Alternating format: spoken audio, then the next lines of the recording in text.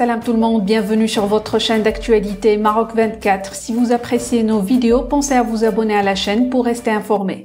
Aujourd'hui, lundi 29 août 2022, on a choisi de mettre la lumière sur la crise des carburants en Tunisie, des files d'attente interminables devant les stations-service qui souffrent de pénuries persistantes.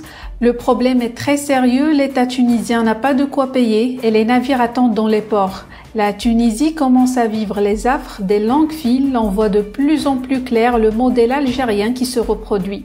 Ces files d'attente interminables du nouveau Tabouristan expliquent largement l'information relayée par Maghreb Intelligence et selon laquelle Kais Saïd a déployé le tapis au chef des milices pour obtenir un nouveau prêt financier de 200 millions de dollars US d'Alger. Plus de détails dans cette revue de presse tirée des sites d'information Maghreb Intelligence, L'Observateur et Tunisie Numérique. C'est décidément devenu une habitude, et le Tunisien commence à s'habituer à cette situation de rationnement, dans tous les produits, chose qu'il n'a pas eu à déplorer au plus profond de la crise de la Révolution, s'indigne Tunisie Numérique. Il ne faut pas se leurrer, et se laisser berner par les histoires de conspiration, ou de spéculation, écrit le média, attribuant la pénurie qui touche la majorité des produits de première nécessité, aux faibles capacités financières de l'État. Ajoutant que si la plupart des produits de première nécessité manquent, c'est uniquement parce que l'État n'a pas les finances pour payer leur achat, et parce que l'État a gagné la statut d'État non solvable, ce qui fait que tous les fournisseurs du monde refusent désormais de livrer la moindre once, sans avoir été payés au dernier dollar.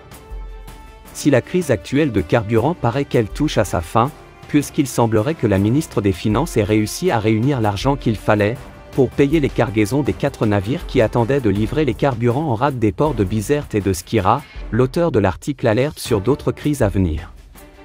La crise est presque résolue, mais il faudrait faire attention, car ce n'est que partie remise, puisque d'autres bateaux sont en route vers la Tunisie, et on n'a ici toujours pas l'argent qu'il faut pour payer leurs cargaisons, a-t-il ajouté. Et de rappeler, dans ce sens, que l'État doit plus que 2,51 milliards d'euros à la Société tunisienne des industries de raffinage, STIR, qui achète les carburants des fournisseurs. Dans le même sillage, et selon les sources de Maghreb Intelligence, la Tunisie a sollicité en urgence un nouveau prêt, de 200 millions de dollars US, pour pouvoir terminer l'année 2022 sans craindre la banqueroute. Cet argent servira de dépôt de garantie pour permettre à la Tunisie de rassurer les bailleurs de fonds internationaux, auprès desquels elle s'est endettée. Endettée depuis fin 2021 à hauteur de 41 milliards de dollars, 102% du PIB, la Tunisie est régulièrement en négociation avec le Fonds monétaire international pour renouveler les prêts. Pour sortir de l'ornière, malgré les aides massives reçues de l'Union européenne, Tunis s'est tournée au moins à 4 reprises en 10 ans vers le FMI, mais aussi vers les Émirats arabes unis et l'Arabie saoudite, la Banque mondiale et la Banque africaine de développement.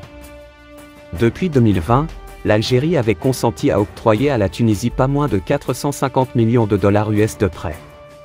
En février 2020, un premier prêt de 150 millions de dollars US ont été débloqués par Alger au profit de la Banque centrale tunisienne. Et en décembre 2021, pas moins de 300 millions de dollars US ont été rajoutés par Alger à Tunis. Pour rester informé, je vous invite à regarder les vidéos Maroc 24 qui s'affichent sur votre écran.